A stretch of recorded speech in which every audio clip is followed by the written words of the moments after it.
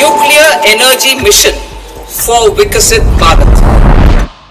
Development of at least 100 gigawatt of nuclear energy by 2047 is essential for our energy transition efforts.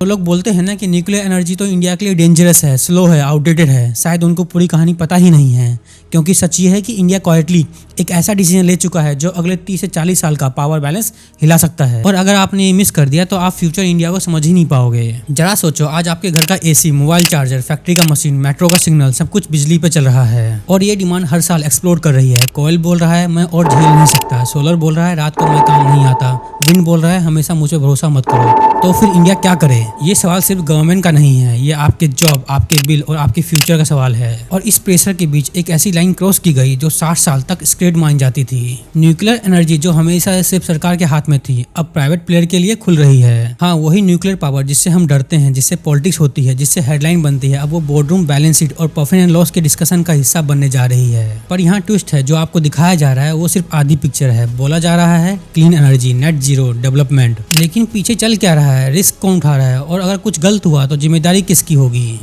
हम जिस bill को शांति के नाम से पास कर रहे हैं, कहीं राज्य और राज्य की व्यवस्थाओं के लिए वो ओम शांति का क्षण न हो जाए।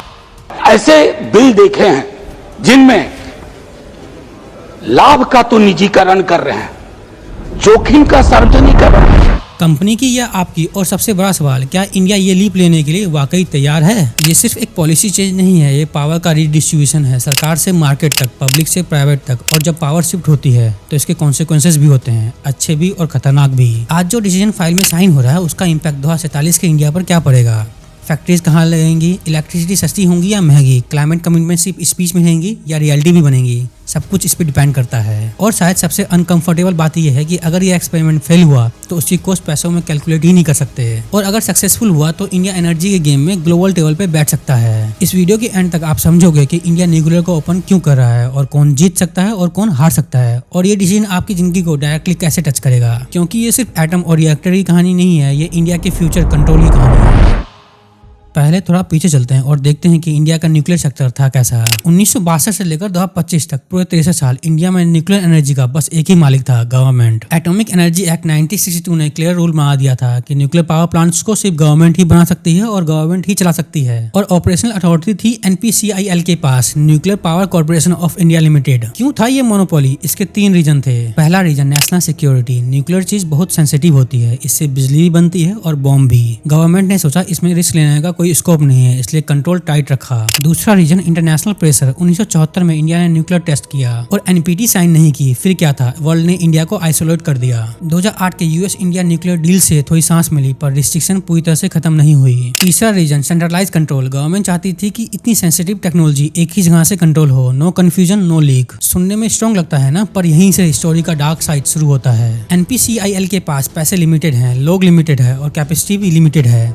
रिजल्ट मैसिव डिले और कॉस्ट ओवररन। एक एग्जांपल सुनो, prototype fast breeder reactor plan था 2010 में स्टार्ट हो जाएगा, रियलिटी 2024, पूरे 14 साल लग गए। कुंदम कुलम के यूनिट 3 और 4 2014 में रशिया डील हुई पूरे 33,000 करोड़ की, पर कंस्ट्रक्शन 12 पोस्टपोन हुए। कब खत्म होगा कोई फिक्स आंसर नहीं। और अब कॉस्ट की बात करते हैं। NPCIL के न्यूक्लियर प्लांट्स का कॉस्ट 15,000 करोड़ पर मेगावाट से भी ज्यादा है, मतलब 1000 मेगावाट का प्लांट लगभग $1.8 बिलियन, और tariff rate over 6 rupees per kilowatt per hour. तो पिक्चर बिल्कुल क्लियर हो जाती है। गवर्नमेंट मोनोपोली ने सिक्योरिटी तो दी, पर साथ ही लाई स्लो प्रोसेस, हाई कॉस्ट और काफी सारे मिस चांसेस। और बस यही सवाल पैदा होता है कि अगर मोनोपोली प्रॉब्लम थी तो सॉल्यूशन क्या है? और यहीं से एंट्री होती है प्राइवेट प्लेयर्स की, एक ऐसे लोग की जिसने पूरा गेम हिला दिया।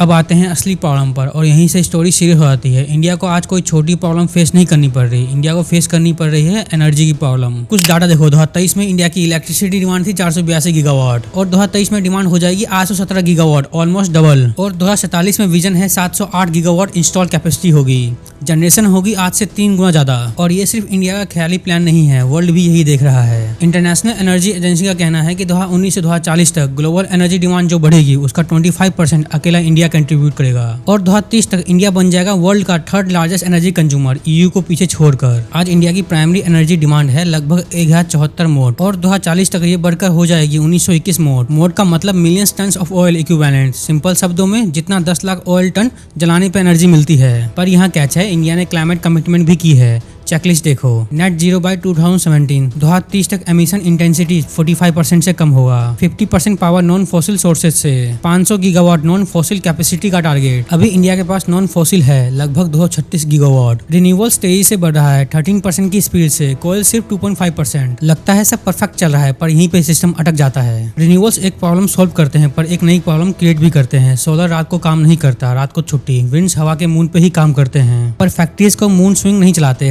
हॉस्पिटल को पॉज बटन नहीं मिलता। एयरपोर्ट्स को कल पावर देंगे बोलकर नहीं चला सकते। इंडिया को चाहिए 24/7 reliable power, non stop, no excuse. और यहीं पे एंट्री होती है न्यूक्लियर एनर्जी की। न्यूक्लियर का मतलब दिन रात पावर, मानसून का कोई लेना देना नहीं। Low carbon emissions. न्यूक्लियर अपने पूरे लाइफ साइकिल में सिर्फ 12 ग्राम कार्बन डाइऑक्साइड पर किलोवाट एमिशन करती है। कोयल के 820 के कंपेरिजन में बहुत कम। न्यूक्लियर का 90% से ज्यादा टाइम प्लांट चालू रहता है। न्यूक्लियर के प्लांट के लिए लैंड भी कम चाहिए। 1 स्क्वायर किलोमीटर चाहिए 1000 मेगावाट के लिए, वहीं पे 50 से 75 स्क्वायर किलोमीटर चाहिए सोलर इक्विपमेंट के लिए। इसलिए गवर्नमेंट का टारगेट है 2047 तक 100 गीगावाट न्यूक्लियर कैपेसिटी, लेकिन आज है सिर्फ 8.8 गीगावाट न्यूक्लियर कैपेसिटी, मतलब 12 टाइम जंप। 20 का टारगेट 2032 तक 2.5 गीगावाट की कैपेसिटी। सिंपल मैथ लगाओ, हर साल लगभग 4 गीगावाट न्यूक्लियर ऐड करना पड़ेगा। पर यहाँ प्रॉब्लम है, पब्लिक फंड से ये सब पॉसिबल ही नहीं है। बजट 25-26 में न्यूक्लियर के लिए मिले 20,000 करोड़, पर जरूरत थी 15 से 20 लाख करोड़ की। अगर सिर्फ बजट के भरोसे चलें तो न्यूक्लियर ड्रीम पूरा होने में 750 से 1000 साल लग जाएगा।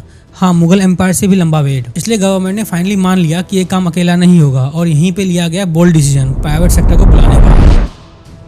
सब कुछ 2025 में बदला। फरवरी 2025 बजट स्पीच हो रही थी। फाइनेंस मिनिस्टर निर्मला सीतारमण ने एक बड़ी बात बोली। Nuclear energy mission launch, 20,000 crore का बजट था और टारगेट था 5 छोटे न्यूक्लियर रिएक्टर्स और डेडलाइन थी 2033। सिंपल मतलब इंडिया अब सिर्फ न्यूक्लियर यूज नहीं करेगा, खुद न्यूक्लियर टेक्नोलॉजी बनाएगा भी। नवंबर 2025 अब एंट्री होती है पीएम मोदी की। उन्होंने ऑफिशियली बोला न्यूक्लियर सेक्टर अब ओपन होगा। सीधी भाषा में अब न्यूक्लियर पावर सिर्फ सरकार तक लिमिटेड नहीं रहेगी। दिसंबर 2025 यही हिस्ट्री बनी। पार्लियामेंट के विंटर सीजन में एटॉमिक एनर्जी बिल 2025 आया। डेट्स याद कर लो, दिसंबर 17 पास इन लोकसभा, दिसंबर 18 पास इन राज्यसभा, दिसंबर 21 प्रेसिडेंट ने साइन किया और बिल बन गया लॉ। नाम रखा गया शांति एक्ट 2025। अब बात करते हैं शांति का मतलब क्या है। Sustainable harnessing and advance of nuclear energy for transforming India. नाम शांति था लेकिन काम बहुत बड़ा। अब सिंपल शब्दों में समझो, शांति एक्ट करता क्या है। 1962 का पुराना लॉ हटा दिया। 63 साल का जो न्यूक्लियर मोनोपोली थी वो खत्म। 2010 का न्यूक्लियर लाइब्रेरी लॉ भी हटा दिया। कंपनीज का सबसे बड़ा डर भी चला गया। एटॉमिक एनर्जी रेगुलेशन बोर्ड को पावर मिली। अब AERB पार्लियामेंट के जवाबदेह है, सिर्फ सरकारी डिपार्टमेंट के अंदर नहीं। प्राइवेट कंपनीज को एंट्री मिली। इंडियन कंपनीज और फॉरेन कंपनीज इंडियन कंपनी से जॉइंट वेंचर करके न्यूक्लियर पावर बना सकती है, चला सकती है और बंद भी कर सकती है। लाइब्रेरी रूल सिंपल हो गया। पर एक बात क्लियर है, सरकार ने सब कुछ प्राइवेट को नहीं दिया। कुछ चीजें हैं जो गवर्नमेंट के पास ही रहेंगी, जैसे न्यूक्लियर फ्यूल बनाना, हेवी वाटर बनाना और यूज फ्यूल का रिप्रोसेसिंग और रेडियो एक्टिव वेस्ट को संभालना, क्योंकि ये बहुत सेंसिटिव काम है। ये ना पूरा प्राइवेटाइजेशन है और ना ही पुराना सरकारी कंट्रोल। ये हाइब्रिड मॉडल है। प्राइवेट सेक्टर पैसा और स्पीड देगी और गवर्नमेंट सेफ्टी और सिक्योरिटी। इसी वजह से लोग कह रहे हैं शांति एक्ट इंडिया के एनर्जी फ्यूचर का टर्निंग पॉइंट हो सकता है। पर एक सिंपल सवाल अभी भी बाकी है, क्या प्राइवेट कंपनीज न्यूक्लियर जैसे रिस्की सेक्टर को सेफली चला पाएंगी?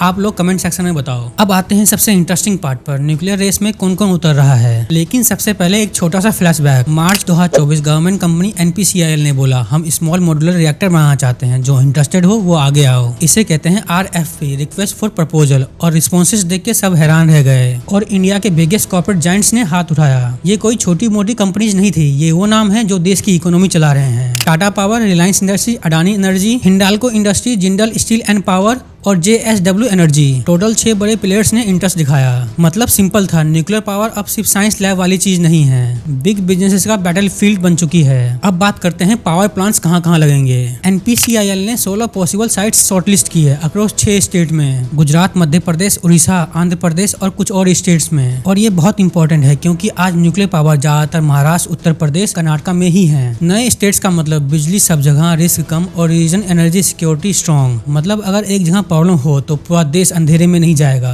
पर यहीं पे ट्विस्ट आया, सब कुछ स्मूथ लगा था पर ग्राउंड पे जाकर पिक्चर थोड़ी मैसी निकली। ओरिजिनल प्लान था टेंडर 2025 तक क्लोज हो जाएगा, पर क्या हुआ, कंपनी ने 680 प्लस क्वेश्चन पूछ डाले और ये क्वेश्चन बिल्कुल सिंपल नहीं थे, ये बड़े डाउट थे। जैसे पैसे का स्ट्रक्चर क्लियर नहीं था, प्लांट का ओनर कौन होगा पता नहीं, एक्सीडेंट हुआ तो जिम्मेदार कौन होगा पता नहीं, प्रॉफिट कैसे डिवाइड होगा पता नहीं, और एनपीसीआई के सर्विस चार्ज इतने हाई क्यों हैं। प्राइवेट कंपनीज ने सीधा बोला बिना क्लियर रूल के 1000 करोड़ का रिस्क नहीं ले सकते और रिजल्ट टेंडर एक्सटेंड कर दिया गया। न्यू डेडलाइन है मार्च 2026। अब आते हैं सबसे कंट्रोवर्शियल एक्सपेक्ट पे, न्यूक्लियर लायबिलिटी। पुराने सिस्टम यानी कि civil liability for nuclear damage act 2010 में क्या था? ऑपरेटर्स के पास स्ट्रिक्ट लायबिलिटी थी 15,000 crore for 10 megawatts reactor, but operators को राइट ऑफ रिसोर्सेज था, मतलब अगर इक्विपमेंट में डिफेक्ट हो तो सप्लायर को सू कर सकते हैं। ये ग्लोबली टिपिकल था, बट इंडिया के वीक इंस्टीट्यूशनल कैपेसिटी को कंसीडर करके बनाया गया था और शांति एक्ट ने ये सब कंप्लीटली चेंज कर दिया और यहीं से कंट्रोवर्सी स्टार्ट होती है। न्यू लायबिलिटी फ्रेमवर्क सुनो, सप्लायर बिल्कुल सेफ हो गए। अब इक्विपमेंट बनाने वाली कंपनी एक्सीडेंट के लिए जिम्मेदार नहीं होगी जब तक जानबूझकर गलती प्रूफ ना हो। अब ऑपरेटर भी सिर्फ फिक्स अमाउंट तक ही पैसा देगा, चाहे डैमेज छोटा हो या बड़ा।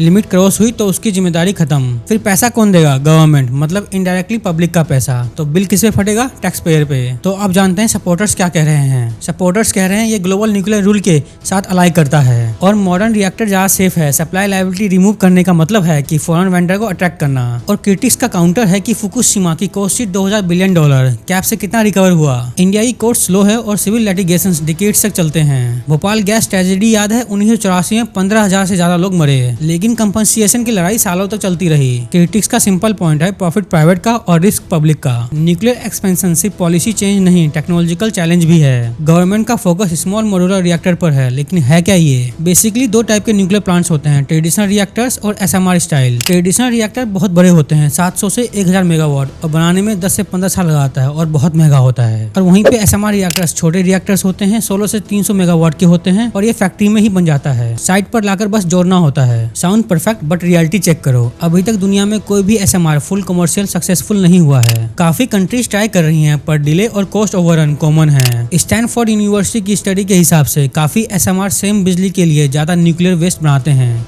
लेकिन क्यों? रिएक्टर छोटा होता है, रेडियो एक्टिव लीकेज ज्यादा तेजी से होता है और स्टील और फ्यूल ज्यादा रेडियो एक्टिव हो जाते हैं और वेस्ट को ट्रीट करना काफी मुश्किल हो जाता है। मतलब छोटा साइज इक्वल टू हमेशा क्लीन सोल्यूशन नहीं होता। और सबसे बड़ी चैलेंज है यूरेनियम सप्लाई चेन। इंडिया के पास कितना यूरेनियम है? लगभग 76,000 टन। इससे क्या हो सकता है? सिर्फ 10,000 मेगावाट न्यूक्लियर पावर, वो भी 30 साल तक के लिए। अब कंपेयर करो, गवर्नमेंट का टारगेट है 100 गीगावाट, मतलब हमारे पास सिर्फ 25% यूरेनियम है इस टारगेट को कंप्लीट करने के लिए। 100 गीगावाट अचीव करने के लिए चाहिए 8,000 टन नेचुरल यूरेनियम और 1,000 टन इनरिच यूरेनियम हर साल। इसलिए इंडिया आज भी यूरेनियम इंपोर्ट करता है कजाकिस्तान, कनाडा, ऑस्ट्रेलिया, रसिया। पर यहाँ पे रिस्क है, जियोपॉलिटिक्स का प्रॉब्लम। 1998 में याद है, न्यूक्लियर टेस्ट के बाद इंडिया पे सैंक्शन लग गए थे, सप्लाई रुक गई थी। हिस्ट्री रिपीट हो सकती है और ग्लोबल यूरेनियम सिर्फ कुछ कंट्रीज के हाथ में है। Kazakhstan, Canada, Australia, Uzbekistan dominate करते हैं। 2024 के रोस्टम के एक्सपोर्ट कंट्रोल से कजाकिस्तान की सप्लाई डिस्टर्ब हुई थी, इसलिए शांति एक्ट ने यूरेनियम माइनिंग की प्राइवेट कंपनीज को परमिशन दी। पर एक प्रॉब्लम अभी भी बाकी है, इंडिया के पास 3 से 5 साल का यूरेनियम स्टॉक पाइप अभी तक रेडी नहीं है और न्यूक्लियर जैसे सेक्टर में बैकअप बहुत इंपॉर्टेंट होता है, इसलिए टेक्नोलॉजी पार्टनरशिप काफी इंपॉर्टेंट रोल निभाते हैं।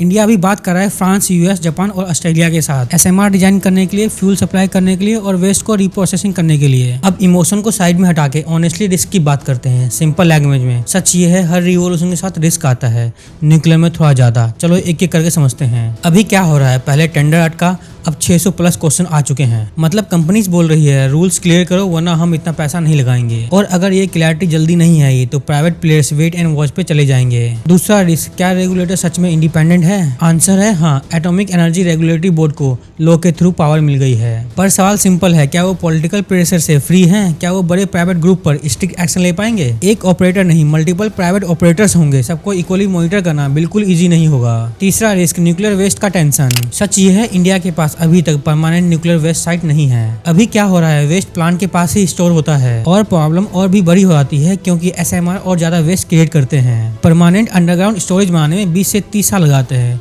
और अगर अभी स्टार्ट नहीं किया तो बर्डन फ्यूचर जनरेशन पे जाएगा। चौथा रिस्क है यूरेनियम सप्लाई का रिस्क। इंडिया को यूरेनियम बाहर से लेना पड़ेगा और ये डिकेड तक चलेगा। और प्रॉब्लम क्या है? Geopolitics, sanction, resource politics. और सबसे बड़ा रिस्क, इंडिया के पास स्ट्रेटेजिक यूरेनियम स्टॉक पाइपलाइन अभी तक रेडी ही नहीं है। पांचवा रिस्क, सेफ्टी कल्चर का प्रेशर। पहले क्या था, एक ऑपरेटर और फ्यू लोकेशंस, और अब क्या है, मल्टीपल कंपनीज और मल्टीपल स्टेट्स। इसका मतलब है इमरजेंसी रिस्पॉन्सेस काफी कॉम्प्लेक्स हो जाएंगी, सिक्योरिटी कोऑर्डिनेशन काफी टफ हो जाएगी और वेस्ट को हैंडल करना और भी हार्ड हो जाएगा। और अगर किसी ने कॉस्ट कट करने के लिए सेफ्टी के साथ कॉम्प्रोमाइज की तो न्यूक्लियर में मार्जिन 0 होता है। छठा, रिस्क पब्लिक के ऊपर शिफ्ट होगा। अब सिस्टम बोलता है सप्लायर जिम्मेदार नहीं, ऑपरेटर की लिमिट फिक्स, तो उसके बाद बचा कौन? गवर्नमेंट। मतलब अल्टीमेटली पब्लिक का पैसा, पब्लिक का रिस्क, और कोर्ट स्लो हुए, रेगुलेटर वीक हुआ तो जस्टिस मिलना नामुमकिन हो जाएगा। सातवां, रिस्क टेक्नोलॉजी अभी भी प्रूवन नहीं है। सच ये है SMR अभी भी टेस्ट फेज में है दुनिया भर में। डिले, कॉस्ट ओवररन और गवर्नमेंट सपोर्ट की डिमांड। एग्जाम्पल देखो, वेस्टिंग हाउस UK के SMR रेस से बाहर निकल गया है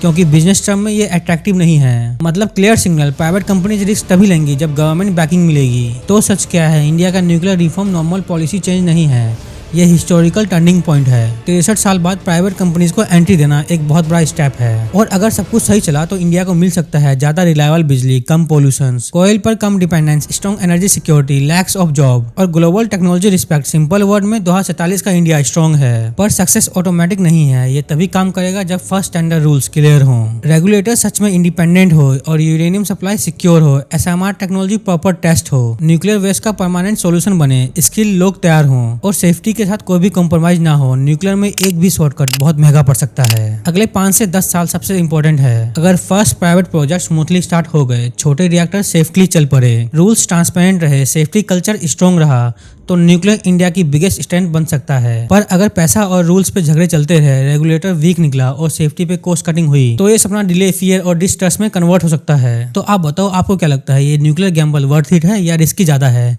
कमेंट में अपना ओपिनियन जरूर लिखो। और अगर ये वीडियो इन्फॉर्मेटिव लगा हो तो वीडियो को लाइक करो और ऐसे ही वीडियो देखने के लिए चैनल को सब्सक्राइब करो। Thank you for watching.